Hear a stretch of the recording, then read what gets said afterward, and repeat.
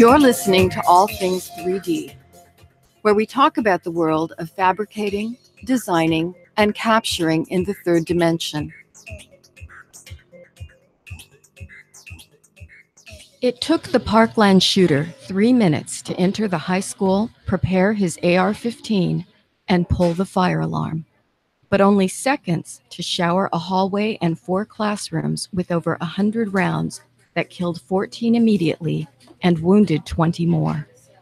Only Seconds is a virtual reality open space awareness application that allows you to safely practice the steps necessary to secure your classroom and keep your virtual students safe under realistic conditions, including the opportunity to judge for yourself if accessing and using a weapon is a realistic means of protecting you and your students.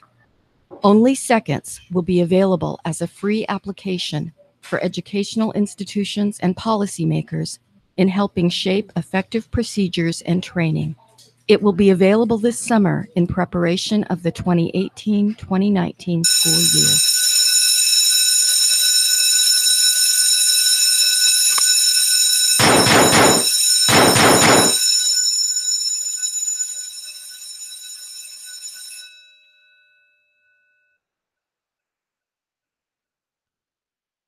Hello, good afternoon, everyone. Hi, this is Mike Bolzer from All Things 3D, and this is 3D in Review for June 1st, 2018.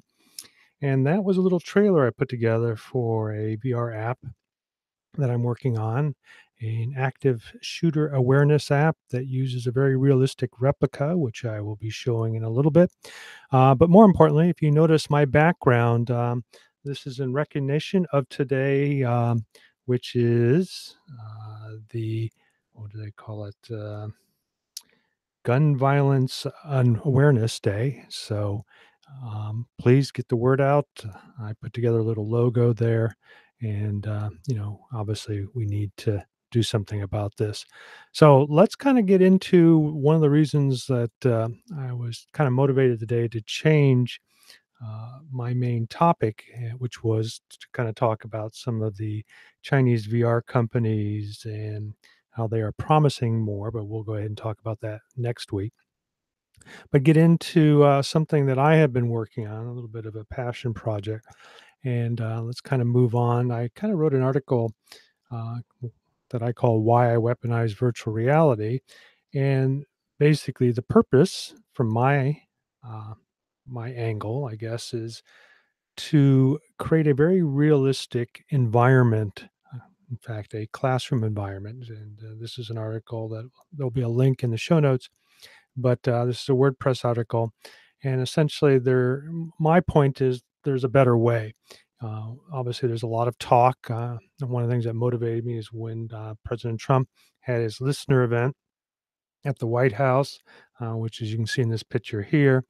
And, even though he made some attempts at listening, it pretty much, I thought he had his mind made up, and that was to kind of uh, provide the ability for those who have handgun concealed licenses to be able to carry in a classroom. And his whole point is if you had a gun, that you would be able to take out this active shooter. And somebody who has served in the military has been involved with guns, both in the military as well as in my civilian life. I really can't say that having a gun is going to be that effective. And so I thought I'd go through and actually create a realistic simulation after seeing that there's a two-dimensional or standard first-person view type, what would you call it? First person, so what do they call it? Something, I can't think of it now, but essentially it's a first responder simulator, and they've added an active shooter crisis. But this is for people working as a team and basically a monitor, keyboard, and mouse type environment, like a first person shooter. But I wanted to go one step further since I didn't see it being done. And I know that there are a few games out there that have, by using the controller, the ability to shoot using your controller. And I felt that, and as you've been listening to the show, that it has been fairly, in my book, much more immersive, much more realistic than just looking at a monitor. And however, it is still a controller you're holding. You're not actually holding a gun. And I wanted to go one step further. In fact, taking that, as you can see in this illustration here, I took a Walter PP99 replica with a CO2 cartridge to provide realistic blowback recoil, and created a special vibe tracker mount with electrical pogo contacts so that I could use micro switches to represent, for instance, the safety switch, the trigger, and other points of contact that you would have with a gun. And so I had the article talks about different iterations. I first thought that I would have to mount it on top, which would have been somewhat clumsy. And then I realized because this particular Walter PP 99 has what they call a accessory rail underneath the barrel, that I could actually add different components to it. So here is the actual uh, tracker in a simulated model, and this is the what do you want to call it? The rail slash tracker mount, custom mount that I created. And here is it actually a prototype of it being placed on the device. And as you can see there, I zoomed in a micro switch. And then since I work in Unreal, and I think that would provide the most realistic modeling virtual reality environment, you have to work with what they call, you don't have to, but using blueprints. So essentially, I was able to wire it up and use it. However, it did not work initially. Luckily, I had been working with Yuri, who does the Vive mocap kit, and through his efforts to patch the OpenVR system, which is a plugin from Steam, we were able to use more than three Vive trackers for motion capture. But part of the problem is the way that it handles input controllers. So I then determined that, hey, I could use this to actually use generic Steam controller inputs, which is what I used. And so this was the final gun. And then, as you can see in this little video that I'm running here, a little GIF, and I have an actual video that I had put together, but I decided it provided too much detail on how to actually create one, so I kind of took it off. But as you can see there, I'm lifting it off a cardboard box, so the proprioception of this particular device uh, and picking up and matching the handgun to the VR handgun is, I just say it's a little scary. And if you notice, I put the Vive tracker underneath it so that it would look and feel just like what you were holding in your hand. Then, as you can see here in this next one, I'm actually shooting it. You may not see it, but there is a little bit of vibration, but you can see that I have actually a grip controller that allows the gun to sense that you are holding it, and then it literally just puts a hand around it. As you notice, that's why it's kind of blinking like that. But if you notice, as I'm firing, the gun actually jumps a little bit, and that's because of the CO2 cartridge actually allowing the tracker to move up and down as though it had moved in real space associated to VR. So the one-to-one correspondence. Now, some people who have tested it think there's a little bit of lag, and I think that was more because I hadn't fine-tuned the alpha version of this. Then, obviously, once the weapon was created, I then created the classroom environment, which is, you can go ahead and read the article yourself, but essentially using Unreal, I baked in all the shadowing and to create a very realistic environment. And then utilizing Adobe's, I can't think of the name of it, but bringing in multiple animated characters, and then bringing in some of the animated motion captures that are included with it. And then I'll be doing some customs as well. And then finally, here's the full scene from a bird's eye view. And you may see him off to the left here, but here's my active shooter. But the important thing is that not only would you be able to have access to the gun, but You would also be able to open the door, turn on the intercom, listen to the intercom, uh, do interactive things as though you were in the classroom, because you essentially have your controller. In fact, you could actually have both controllers and the handgun, so all of them would be available. You literally would have to drop the right hand or left hand controller, depending if you're left or right handed, and pick up the gun. But it's not as much of using a gun, but the fact is that firing a weapon in a classroom where you have different surfaces, different material densities, there is a tendency of what would you call ricochets from occurring, and that could cause a create or a huge problem. And so I had tested that using the physics within the Unreal Engine and some simplistic ballistics, but I was able to actually ricochet, and in some cases, they would hit me. And in the actual finished version of this, if you get hit, obviously there will be results, or if you hit one of the students will have an animated death action.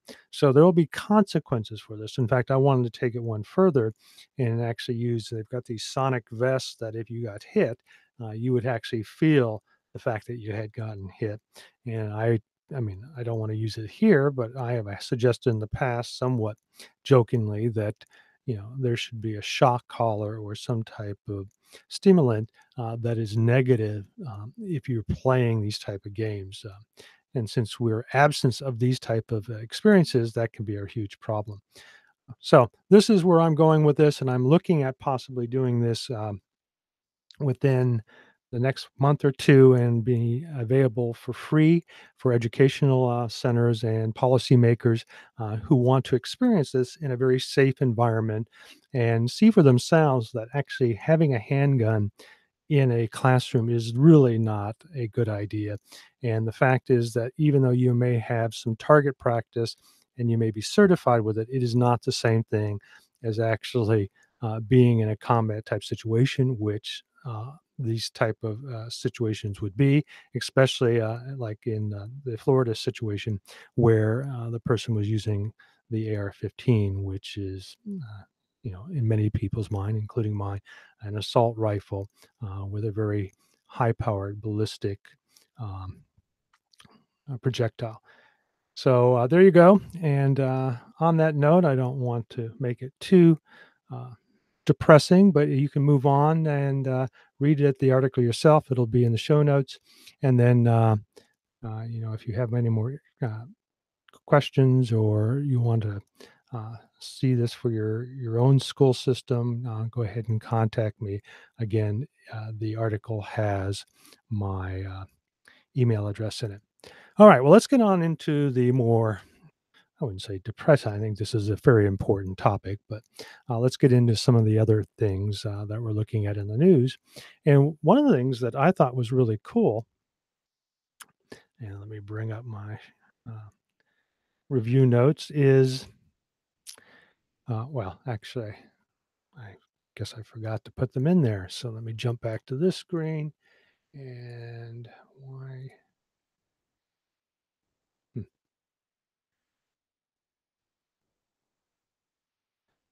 that was bad. So you may have heard that there was a company, OSIC, that here's their letter to those who go out to their website, but essentially they're apologizing for literally, and I'll jump right to the Kickstarter of what are they obtaining $2.7 million, and I think only 100 of the Kickstarter backers, the developer kits, actually got this particular 3D headset. So obviously there was a lot of crying in the news about this. And as someone, I didn't back them because I felt knowing a little bit about 3D audio and some of the tools that are available, I think this was a little bit of overkill, especially having an IMU in this. I think a good pair of headset with your whatever VR experience you have is more than adequate. So I think there's a little bit of overkill, and the fact is that it was like $200, I think, if you were an early bird, and then the retail price is going to be 400.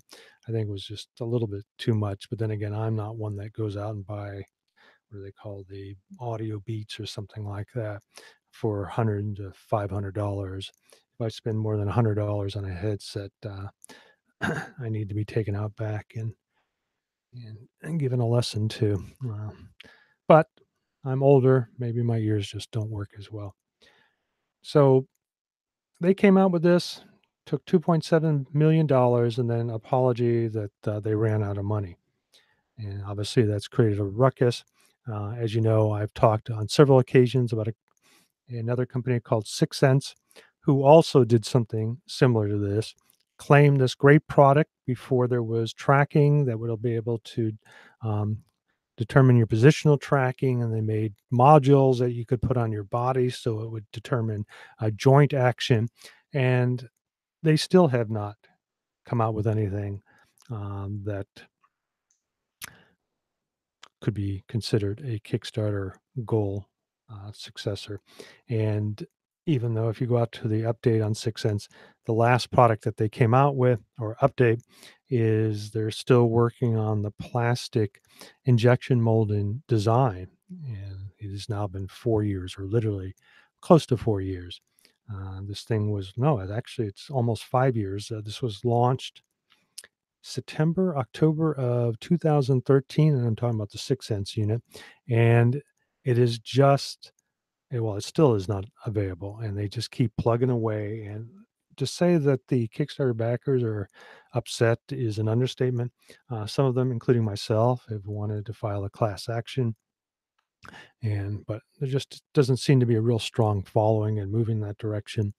And as you know, lawyers cost money, and no one's wanted to do this pro bono. So until I can find somebody that can do it relatively cheap, I guess we kind of just have to suck it up. Now, I actually put in about $500, so I'm pretty annoyed.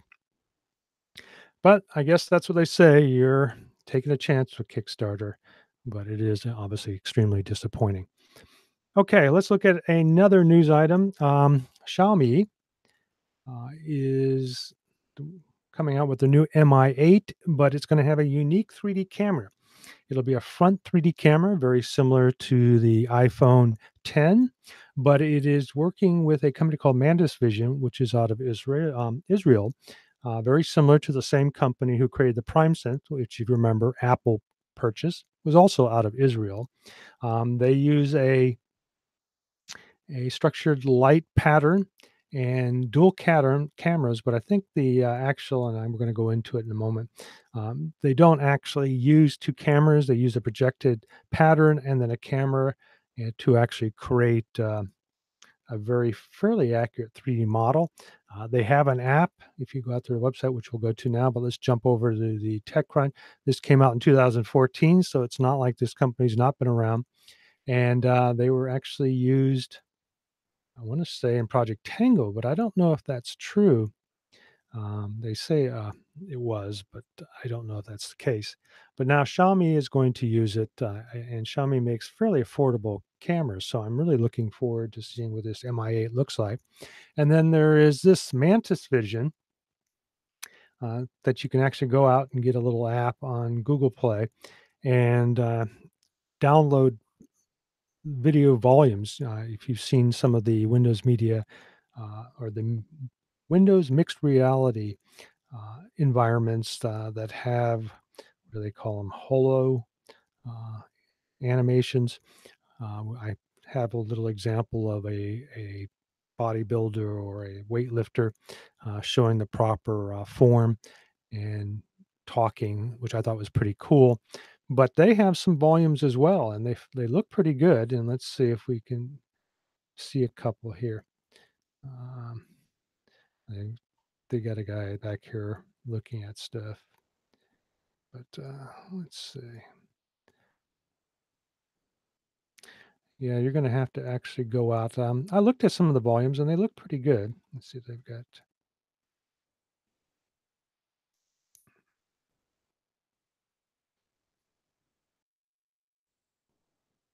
Well, here's the technology. They identify how it works. But what I'm looking for is an actual volume.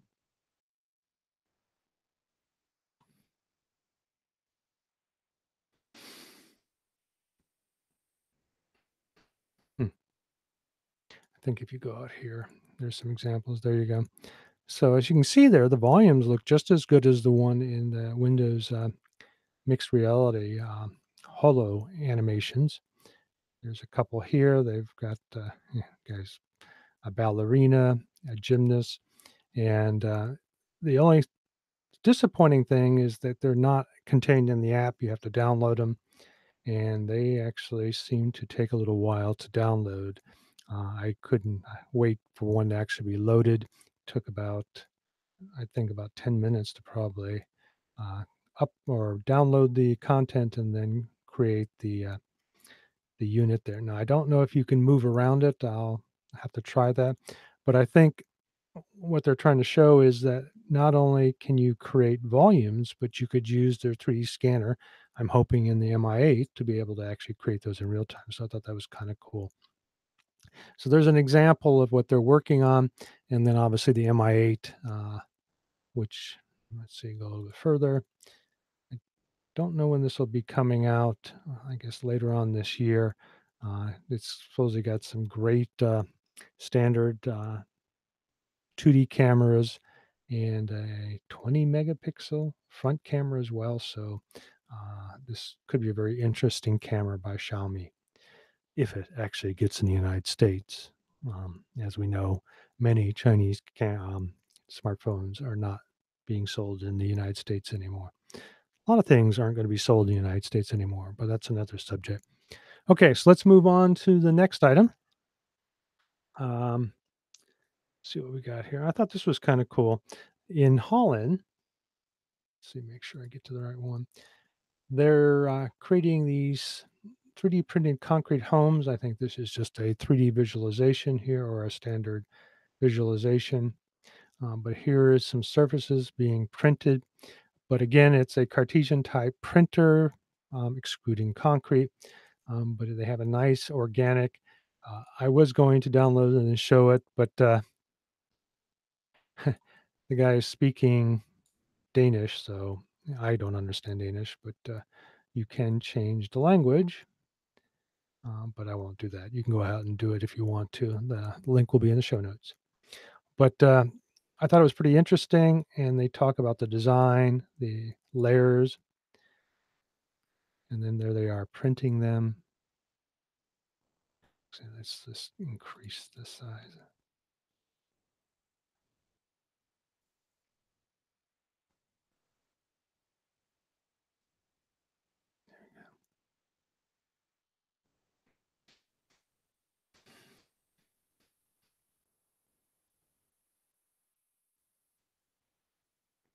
So again, these are renders.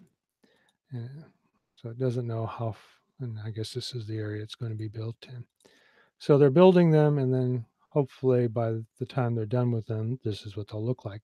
But another cool concept of getting these done very quickly using Cartesian-based concrete extrusion. So pretty cool.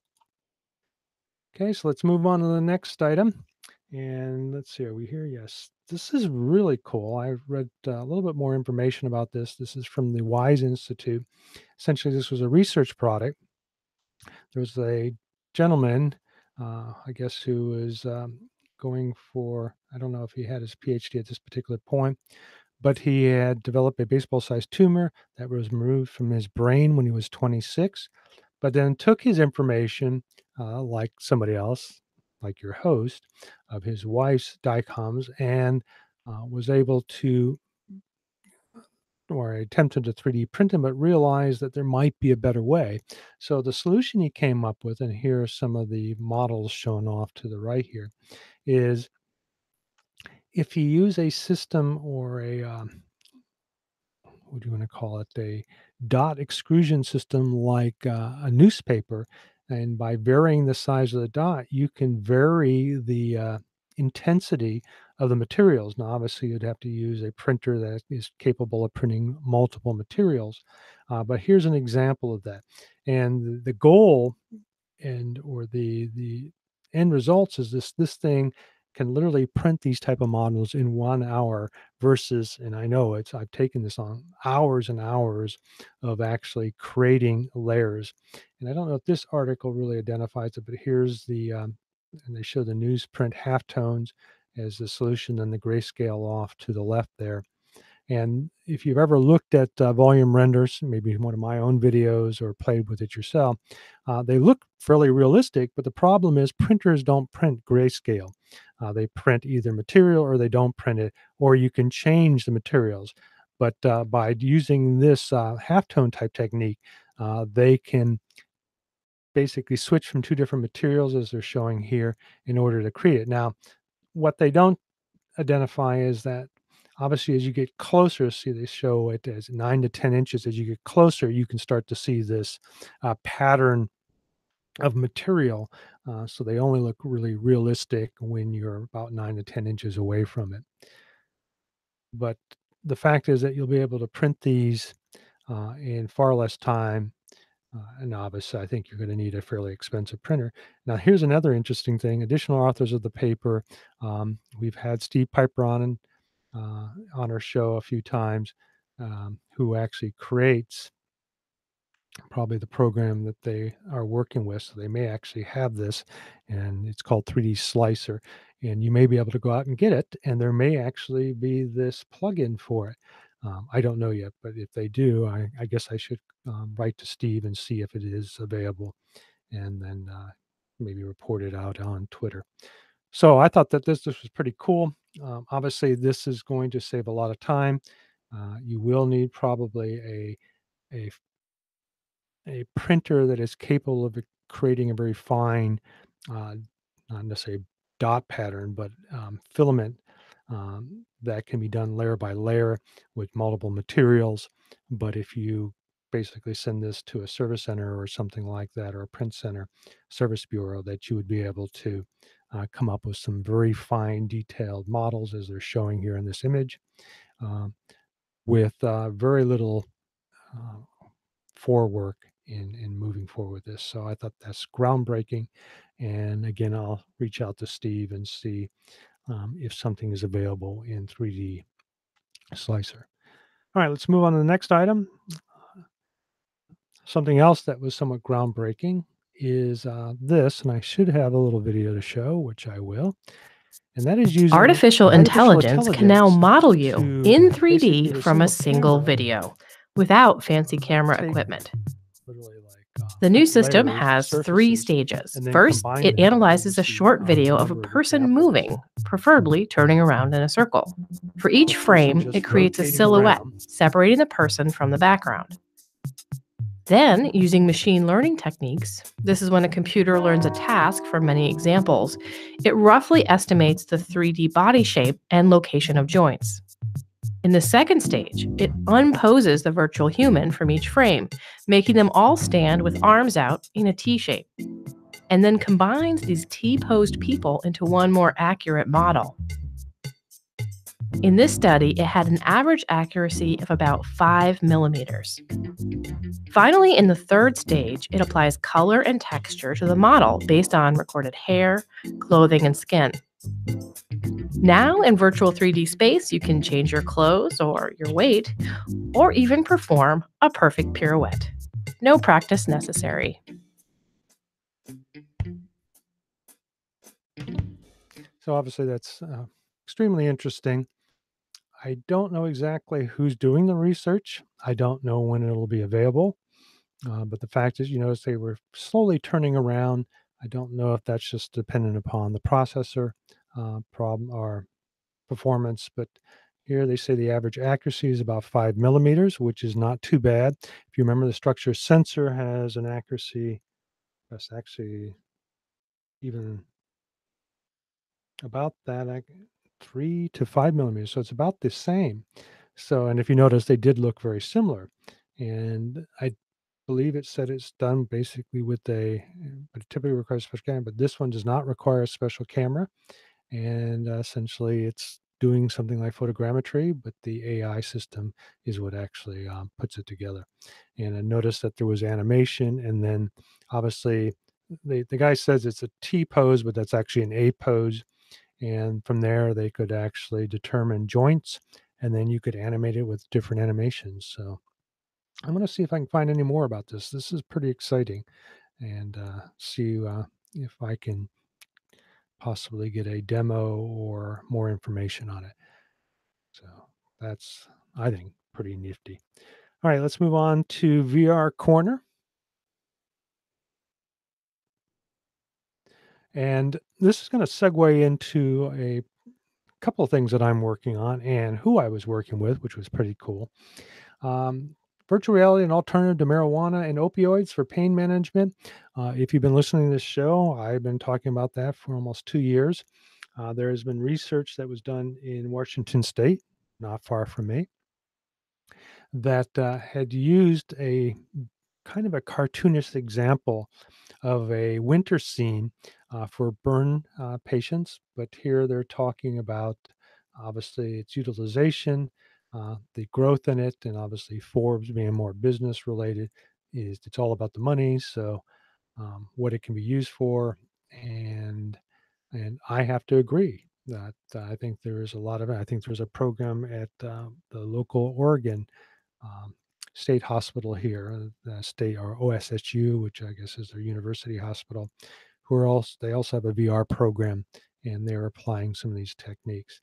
And here they talk about essentially you're using distraction techniques, and in fact, I don't have the image. If you go out to my Twitter, actually, let me see if I can find it real quick. Well, I'll tell you what. I'll look for it a little bit later. And let's see if I can find the demo. Here we go. I'm trying to think of what's the best way. I guess I'll play this on the laptop too. So let me find it real quick. My laptop hard drive, my secondary hard drive failed me, which was a standard platter. So I put in an SSD, but didn't get finished putting everything into it. But I should be able to find it real quick.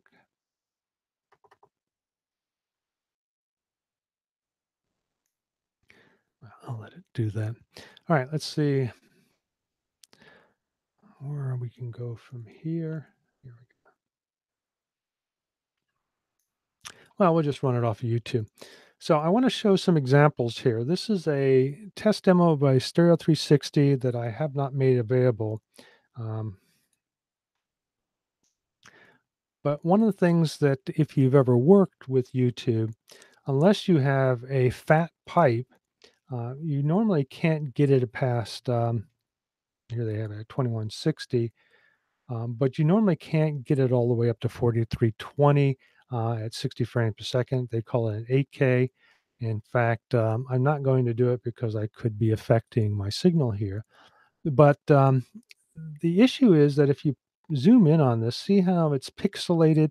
And also when you're using something at 2160, not only is it pixelated, but you start seeing some compression artifacts. And then as you can see around the letters,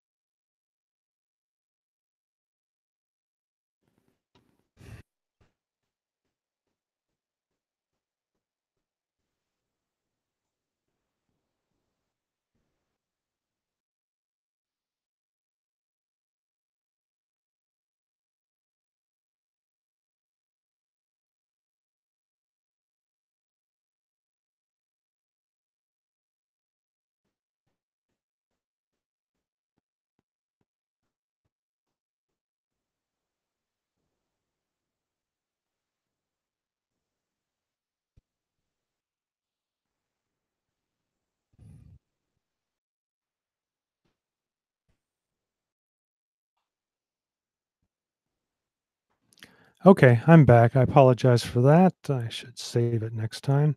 I've lost some of the things that I was working on, but I think we're okay. Let me go ahead and save this, and then I'll be right back with you.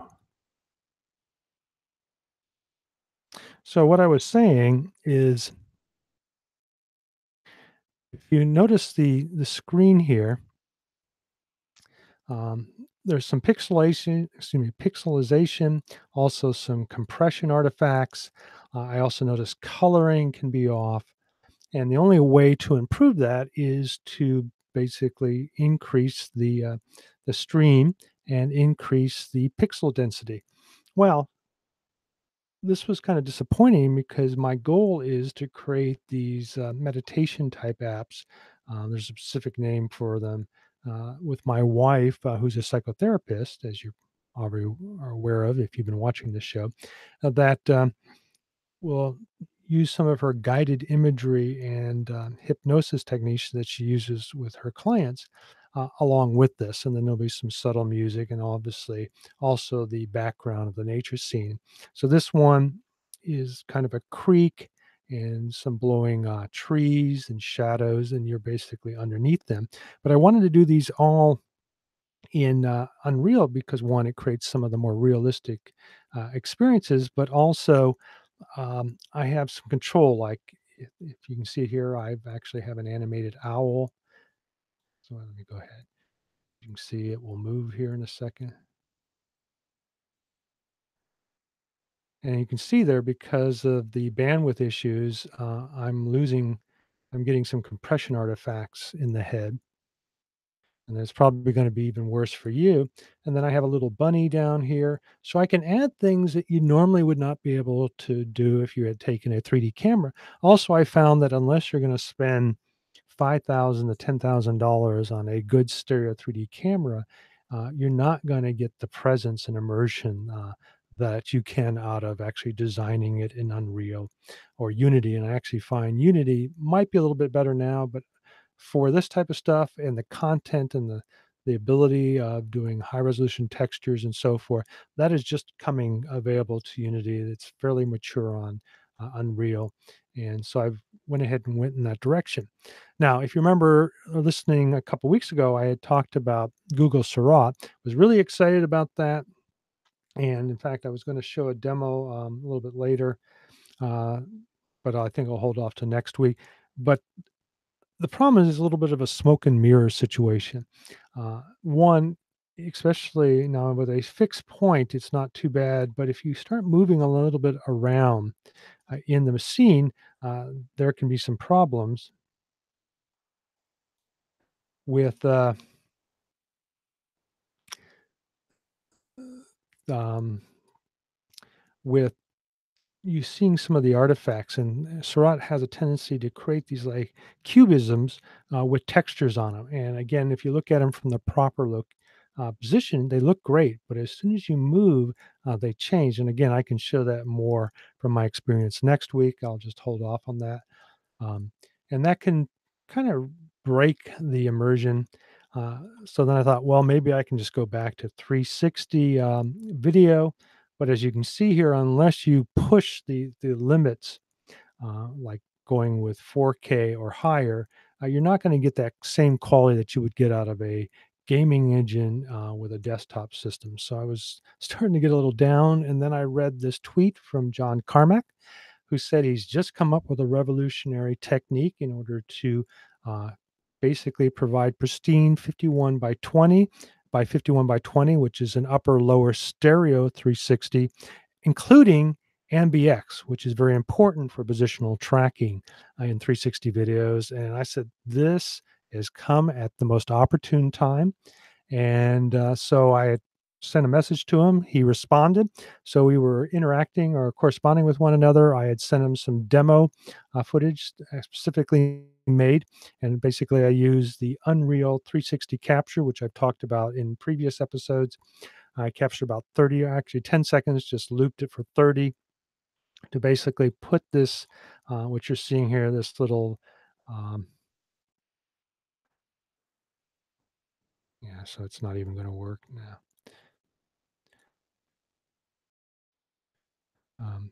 this little video together, which you can go out to YouTube and view. But again, on a mobile device, you're only going to see this at 2K by 2K.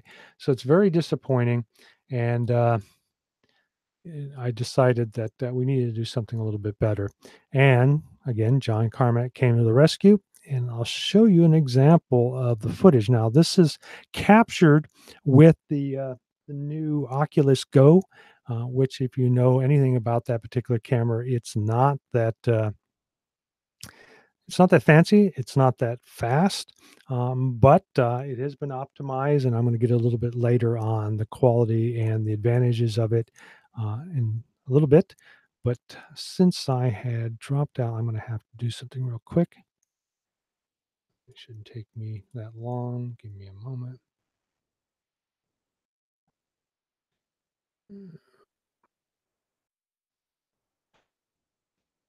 Okay, so let's bring it back in. Okay, so this is video that I captured within the headset itself.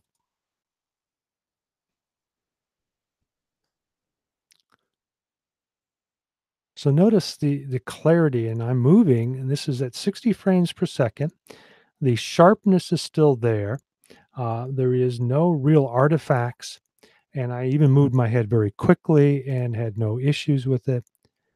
And I just have to say I was amazed at the quality. Now, the good news is, as you can see, he was able to put this together fairly quickly.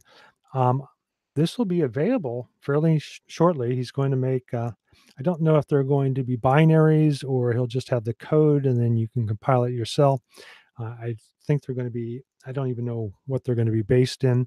I do know that he sent me back an APK, which I had to side load onto the Oculus Go. But once I did, the color was accurate, the response time was accurate, and I think he's got something revolutionary there. So hats off to John Carmack. You know, obviously, if you're an old guy like me, you remember he's the guy that created the original Doom engine, and he's basically moved into VR. And clearly, they've got something cool coming up. And there'll be other applications just besides mine that will be utilizing this new 360 video technique. So very super excited about that. And which obviously prompted me to actually go out and buy an Oculus Go. So on that note, I'm going to go ahead and give a little bit of a hands-on. So I should be able to show a couple cameras here. I might be able to. Here we go. Let me go ahead and add myself to this, and then I'll be right back with you. Okay, let's add my camera.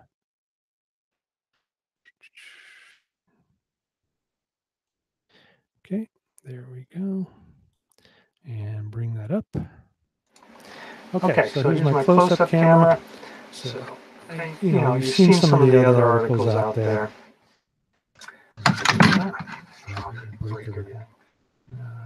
Just one more feature on this. As you can see, it looks a lot like the other Oculus out there. It's basically an elastic head strap, but I wanted to compare it to some other devices. This is the Daydream, the newer one, the 2017 model, which with the cloth. This one is more plastic. One other thing that's kind of nice that obviously Google tried to design for us, they put these venting systems, let's see if I can see this here, into the Daydream, so when you put the phone up against it, I think this is like a silicone material, might even have a metal base in there, to dissipate from the back of the unit. But the Oculus Go, if you look at some of the teardowns, went even a little bit further. This is actually an aluminum plate, I believe, in front here, and then there is kind of a heat conductor tube.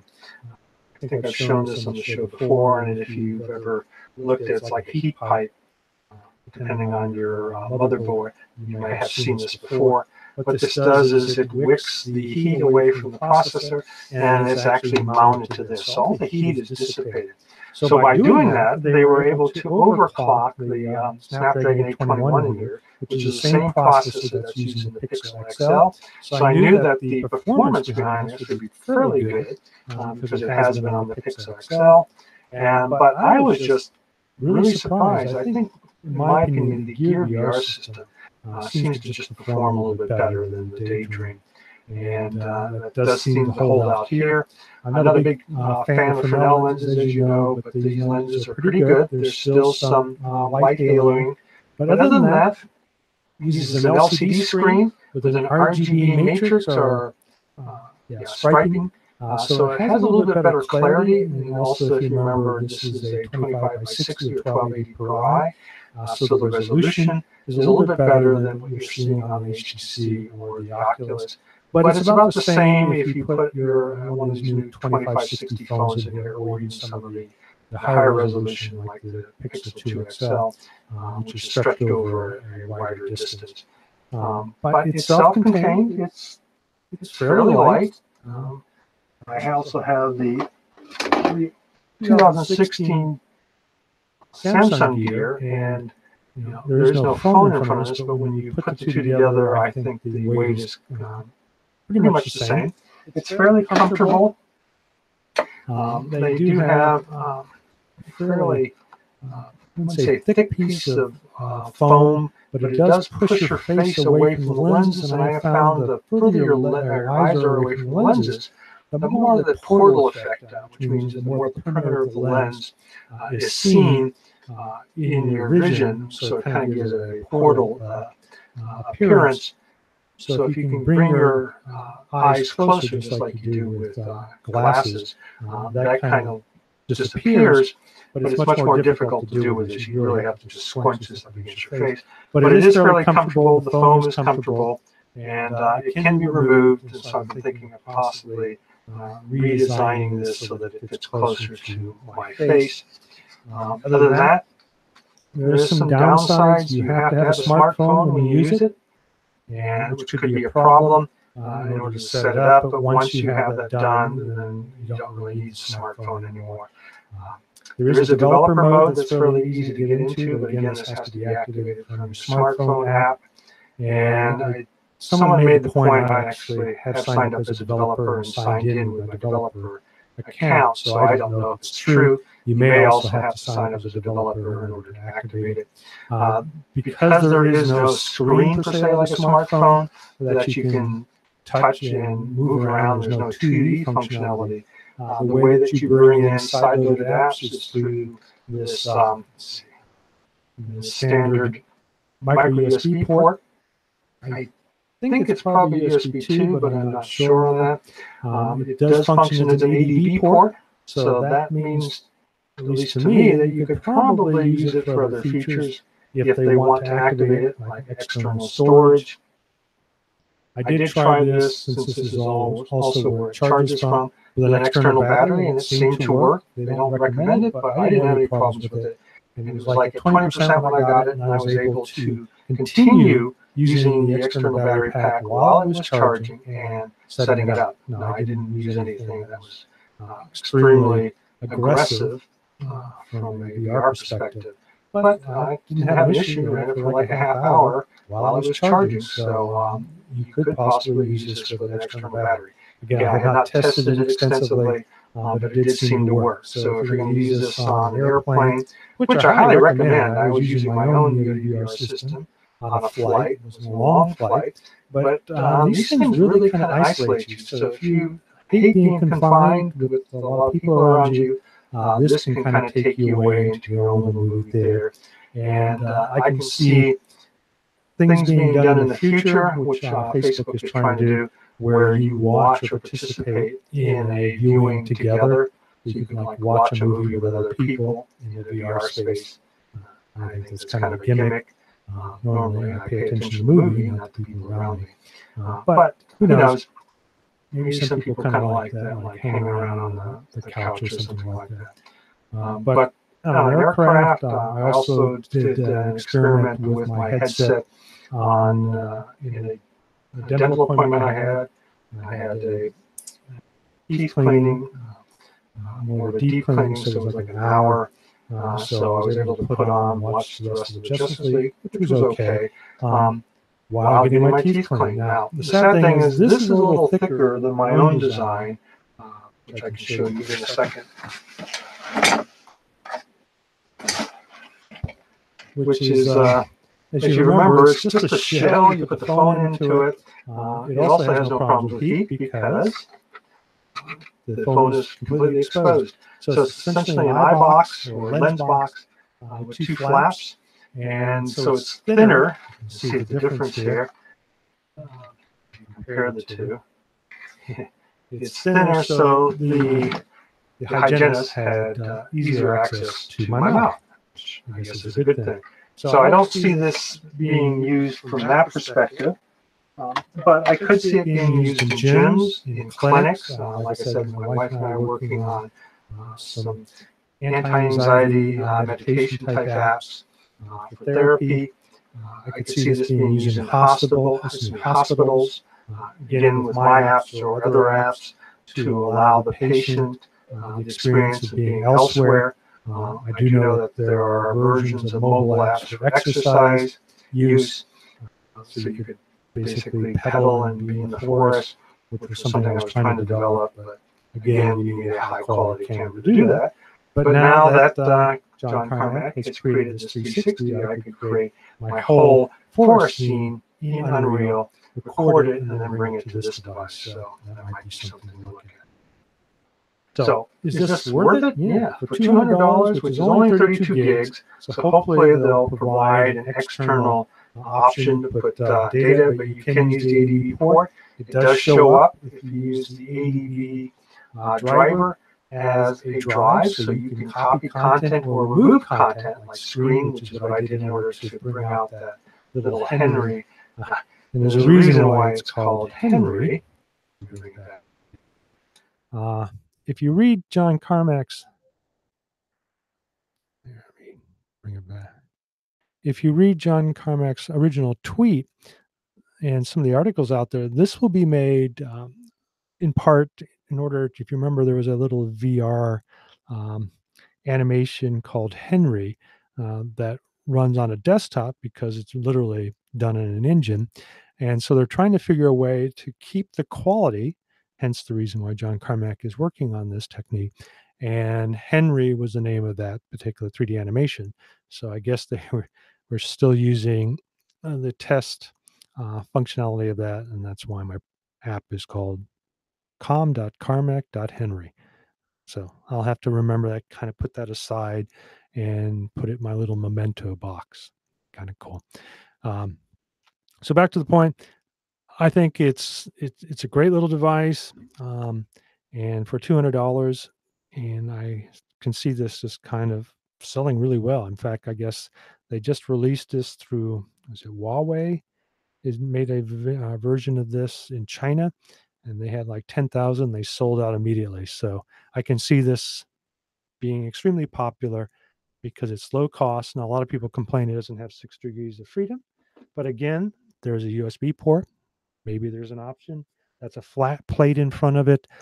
So you could actually maybe add some positional tracking there, or they'll make a new version. But, you know, for just videos or a lot of content, you don't really need 6 degrees or positional tracking.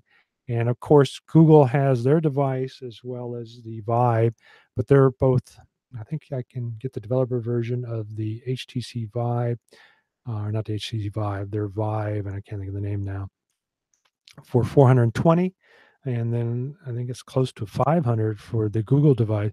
So they're both, or no, it's about $400. So they're both about $400 versus $200. And you do get some tracking, but keep in mind that is not full tracking unless you turn off the, what do you want to call it? The restraint system. And I did see a video on that. So you could turn that off and use it for full positional tracking. However, they're both still using a Snapdragon 835. Also keep in mind that Oculus has a 6 degrees of freedom positional tracking system called the Santa Cruz. that may be released by the end of the year. So they may have something very cool coming. And I have some suspicions, even though John wouldn't tell me, that they're probably using something like and you're not even seeing me, so let me jump back to my own screen. They're using something, I think, probably like the NVIDIA TX2. And on that note, there is a company called GameFace who's finally going to be releasing a developer kit for about $600 using the TX2 with a 25 by 60 screen. One of the journalists got it wrong, or bloggers, thinking it was two of those screens. No, it's just one. But it uses a Android, is it Nougat? Actually an Android 7 variant.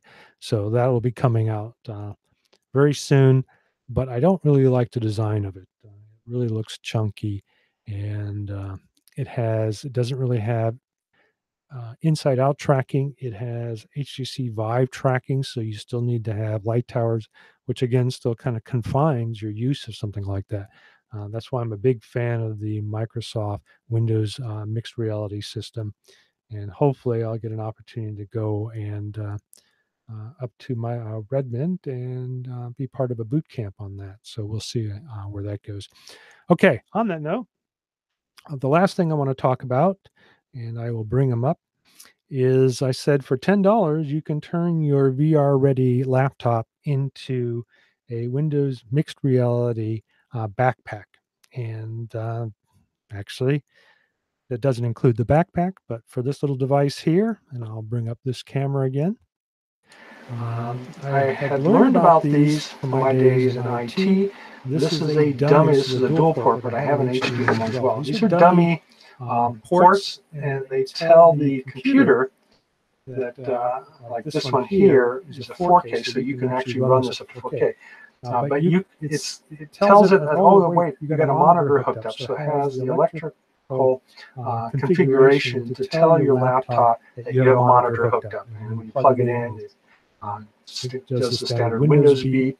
And this is the HDMI. There's a dual port. I haven't found a USB-C, but you can get a USB-C to HDMI and plug that into it. And let's see if you can see. I'll bring this over. So, well, I've got it all hooked up, so it'll be kind of difficult.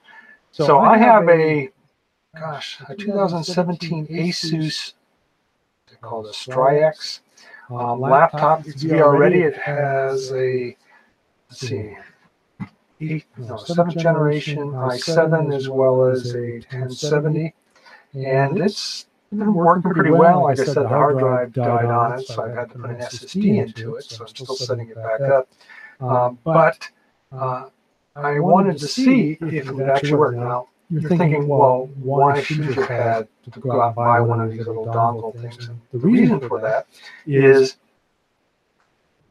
for whatever reason, and I asked the question, what's his name, Kip, the head manager, director for the Windows Mixed Reality systems, was, why can you not close the lid on a laptop? Because then you could just put it under your arm, or like I said, create some type of backpack system. And they said they just hadn't gotten to it. But these Asus actually have two video out connections. One is the smaller dual port connector, which is this unit here, and an HDMI. Now I found with it that the Windows Mixed Reality headsets work best with the HDMI only. And if you remember the Windows Mixed Reality headsets, which I have here, which will actually test it. Let's see if I'll move the camera so you can see it.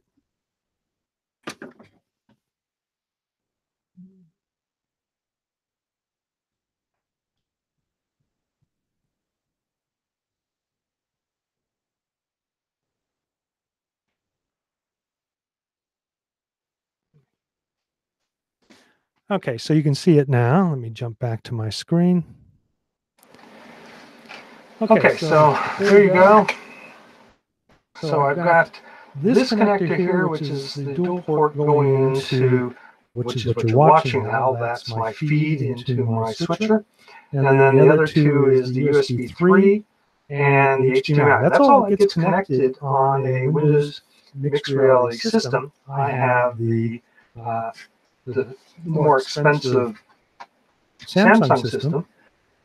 I'll jump back to this screen. As you can see here. And even though I find it a little too bulky, again, the cool thing is that it has great inside-out tracking, just like other Windows mixed reality systems. And I just read that HP is now going to make their HP Windows mixed reality system. They are now selling it for $225. And since I had one, I think that's better than the Acer. So that's an excellent price, well valued. And next week, I'll show you how to tear one apart if you want to make it into a more compact unit. But I'm not there yet. But so look for that maybe next week or the week after. All right, so here you go. I'm going to go ahead and show a demonstration. So let me jump back to my main screen here.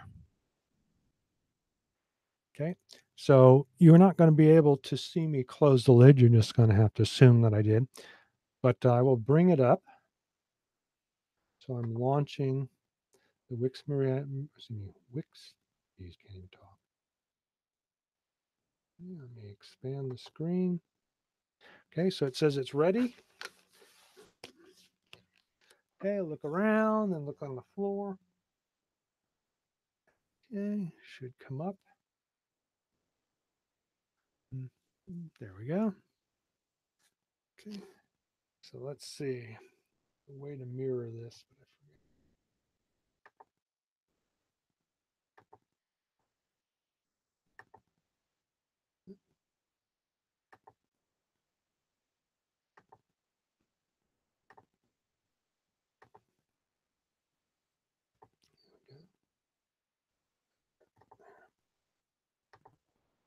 Okay, so you should be able to see what I'm seeing in one of my viewers. So I still have the lid up, but we're still seeing the video out of here. And again, this little device here imitates the monitor.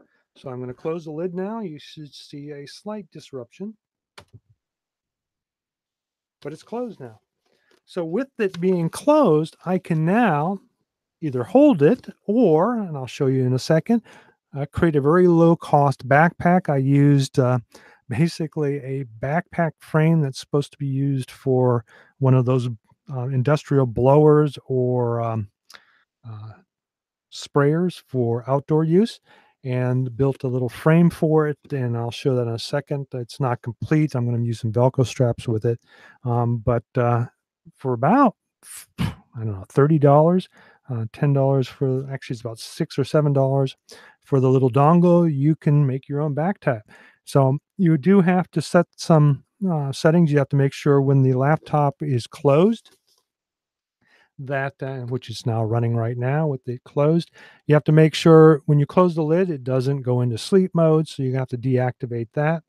And there's a couple of other things. Also, make sure you turn your performance up when it's on battery to high.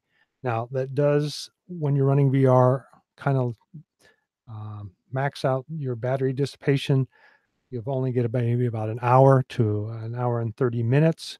But again, that is about 1/3 the cost of some of the VR backpacks out there, and you still get a regular laptop to boot. So if you're interested in knowing more about that, I'll put together a few steps on how to create it. So let me jump back to my main screen. And here's the little frame that I created.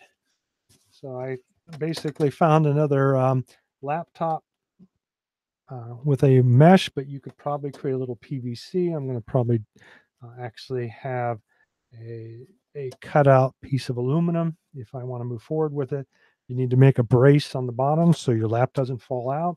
And then I've got two straps here. These are just standard camera straps, so I'm going to be replacing those with Velcro so that they come on, and then kind of a belt so you don't have any lateral movement, and so it stays secure. These straps actually go between the screen and the keyboard, so that way you can open it up and type on it and use the mouse, and then just close it, and then you can go to town with it. And I've tried it already. It's fairly compact. This is a 15.6-inch screen, and so it's not small, but they do make a few models smaller than this. But even the 15.6 still fits on my back fairly well, and it's fairly lightweight. It's even lighter now that I switched it out with an SSD drive. And again, about an hour, hour and a half at full power, which should be good for most things. Also, they do make 19-volt batteries. So you could add extra batteries and just plug them into the standard AC replacement and have your own charging system. Now, that will obviously increase the cost, but if you're wanting to do something and don't have the money to go out and spend 2 to 3 grand on something specifically for VR backpack, this might be the route to go. Also, the reason I designed this is that it still keeps it, allows air ventilation underneath it because it's a sturdy frame. So on this particular laptop, there are feet so that air can get underneath it, and you also don't block it. So don't try and put one of these into a standard backpack. You will probably overheat it.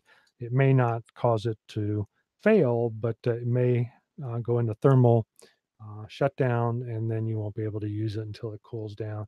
So I don't recommend that. Um, Create something like this.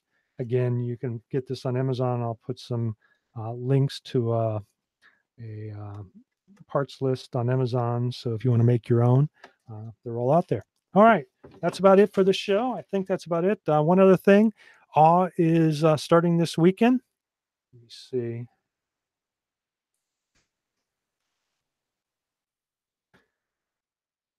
Okay.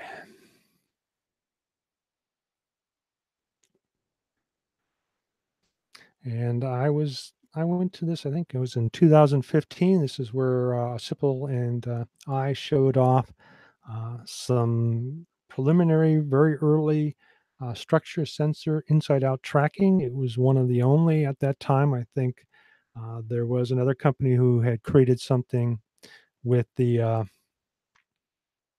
what is it? The original, actually, it was a tablet, but using the Google. No, I can't think of the name of it, but their scanning or 3D system. But people kind of complained about it, so we had a pretty good demo. Since then, I think they were there last year, and so they're going to be back. There's going to be some cool stuff going on.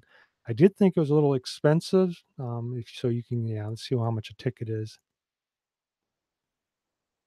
So yeah, if you're going into the workshops, it's $1,200. If you just go to the expo, it's $50. So that's a little, at least in my opinion, expensive, and that's just for Friday.